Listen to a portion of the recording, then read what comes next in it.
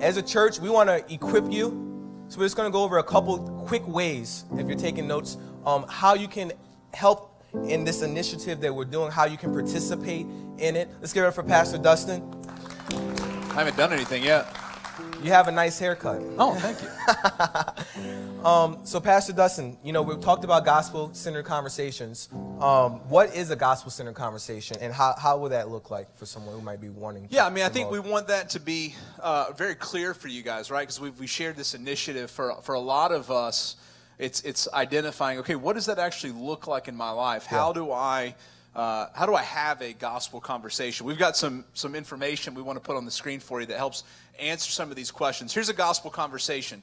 It's when you have a spiritual conversation with someone that leads them to take next steps with Jesus. So an intentional conversation, helping someone take next steps with Jesus, right? That could look a multitude of different ways. I mean, it could be you're having a meal with somebody at a restaurant, and you're simply asking, "Hey, for the waiter, how can I pray for you?" Yeah. And then it's you sharing about Vintage Church and inviting them to Vintage Church. Why could that be a gospel conversation? Because you're simply helping them take a step closer to Jesus than they were, and them coming here is that. Or it's you've got a friend that's going through a crisis in life, and they're like, "I'm out of hope. I have no hope. What am I supposed to do?" Yeah. You're just boldly sharing, this is what the gospel is. You're helping them take a next step, because you don't know how many steps they've taken toward Jesus, right? You could be at step 1, or you could be at step 20. And so it's your responsibility to just be faithful where God's put you in that moment. Yeah, I know. I love that. And as it relates to this challenge and this initiative that we're doing for anticipation, who's this challenge for? It's for you and I, because we're special people. Let's do it. Let's do it. It's a joke. It's a joke. Yeah. They don't think I'm funny at all. Have you noticed that? They do. They laughed at you a lot. They don't laugh at me. They think you're funny. Here's the thing. This is why this is so important. Do you realize John and I are very different people? Very different people, right? Very different people with different backgrounds. You know what that means? Is that John and I have different relationships with different people. Yeah. And not just that John and I have different relationships, but that you are engaged in relationships that I'll never know. Right. Right? And so the point is that each and every one of us who have been saved and loved by God, we have been equipped and commissioned to go and share the gospel. And so it's on every single one of us who know and love Jesus to share that gospel with other people. No, that's awesome. And so there might be some people here that they're saying, like, I want to go and I want to have gospel conversations, but they might not know how to explain the gospel, or, you know, if the person asks, well, what is this Jesus thing about? What are some resources and tools that we can give them? Yeah, so over the last couple of years, we've really gotten behind this tool called the 3 circles, and you're going to see some things up on the screen. One we talk about in our Connect track, if you've ever been a part of that. There's a website that you can go to. We didn't create the URL, so don't get mad at us because it's stinking long and you're probably not going to remember it. But it's there, and we'll put it up on some resources for you later. lifeonmissionbook.com/conversation-guide. You might want to write that one down or take a picture so you remember it. You can also go to the App Store, whether it's Apple or Android, and if you just look up like 3 circles, you're going to find the app. And I really want to encourage you. We've got some screenshots that I want to walk you through just really briefly. But if you pull out your phone and you have this app, what you're going to see is this, okay? And all you have to do is swipe, and every time you swipe, it goes to a next step. And so what's great about this is, for some of you, you might not ever get out your phone and say, "Can I tell you about the good news of Jesus Christ?" and use your app. Maybe you will, right? Depending on the situation.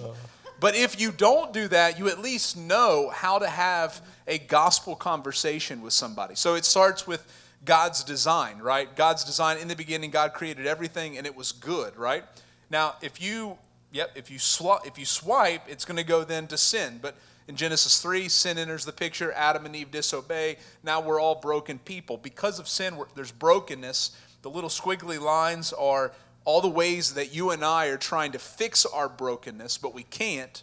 What we have to have is the gospel in our life. Now, here's what's really great about this app is maybe you're new to the faith, or you need a little more help with each one of these items. Or if someone has a question and you don't know how to answer it, right? There's a button on the app that you can click, and this pulls up for every single part of the process in the 3 circles, where you can unpack for them or for yourself what is the gospel, right? So there's the gospel, the good news of Jesus Christ, the death, burial, resurrection of Jesus that saves us. How do we respond?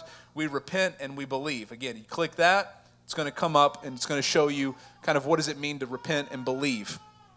When we repent and believe, we recover and pursue God's design, right? Following Him, having a relationship with Him. And so the 3 circles, it's just a tool to help you find a way to have more gospel conversations. That in any conversation, regardless of the content, regardless of the situation, you can share about Jesus with other people. I love it. I love it. So what are some good next steps for just all of us as a church that you want to give? Yeah, so number 1, pray, right? Pray for opportunities.